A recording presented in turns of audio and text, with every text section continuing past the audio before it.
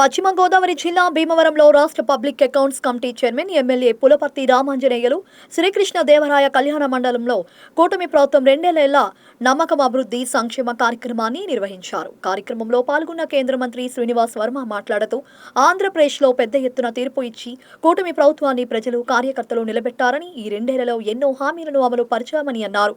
రాష్ట్రానికి కేంద్రం సహకారం అందిస్తోందని, Polavaram, Amaravati, Visakha steel plant, railway zone సహా వివిధ అంశాల్లో కేంద్రం అండగా నిలిచిందన్నారు. మోదీ 12 ఏళ్ల పాలన దేశాన్ని అన్ని రంగాల్లోనూ అభివృద్ధి సాధించేలా చేసిందని, భవిష్యత్తుకు పునాదులు వేసిందని, వరుసగా 3 సార్లు మోదీకి మద్దతుగా నిలవటం వల్లే దేశం అభివృద్ధిలో ముందుకు వెళ్తుందన్నారు. ఎమ్మెల్యే అంజీబాబు మాట్లాడుతూ సంక్షేమం, అభివృద్ధి, సుపరిపాలన ఇస్తామని ప్రజలకు హామీ ఇచ్చామని, ఇచ్చినట్టే పాలన అందిస్తున్నామని, సూపర్ 6తో పాటు మేనిఫెస్టోలో హామీలు అమలు చేస్తూ ప్రజల నమ్మకాన్ని సాధించామన్నారు.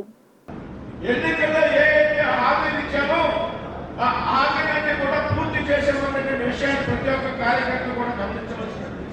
రాష్ట్రంలో అభివృద్ధి ప్రతి ఎత్తున సర్వేగా జరుగుతాం. ఈరోజు ఈ రాష్ట్రానికి, ఆంధ్రప్రదేశ్ రాష్ట్రానికి 14 లక్షల కోట్లు పెట్టుబడులు వచ్చాయంటే కేంద్రంలో నరేంద్ర మోడీ గారి సర్కారు కారణంగా, రాష్ట్రంలో చంద్రబాబు నాయుడు గారు, పవన్ కళ్యాణ్ గారి యొక్క సమర్థత కారణంగా మాత్రమే సాధ్యమైంది అనేటువంటి విషయాన్ని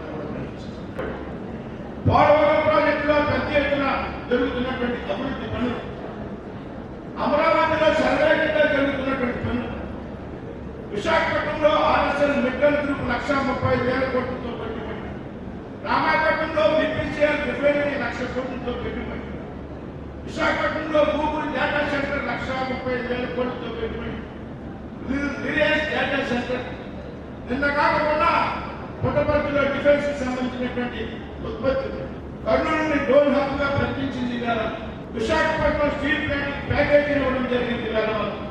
గత 5 సంవత్సరాల్లో ఒక్క అడుగు కూడా ముందుకు వెళ్ళినటువంటి ఆంధ్రప్రదేశ్ ఇవాళ అతి తక్కువ కాలంలో 2 ఏళ్ల కాలంలో అనేక ప్రాజెక్టులు సాధించి ఈ రాష్ట్రంలో యువతకు ఉపాధి అవకాశాలు కల్పించేటువంటి దిశగా ప్రయాణం చేస్తోంది అనేటువంటి విషయానికి మన దగ్గర సాక్ష్యాలు ఉన్నాయనేటువంటి విషయాన్ని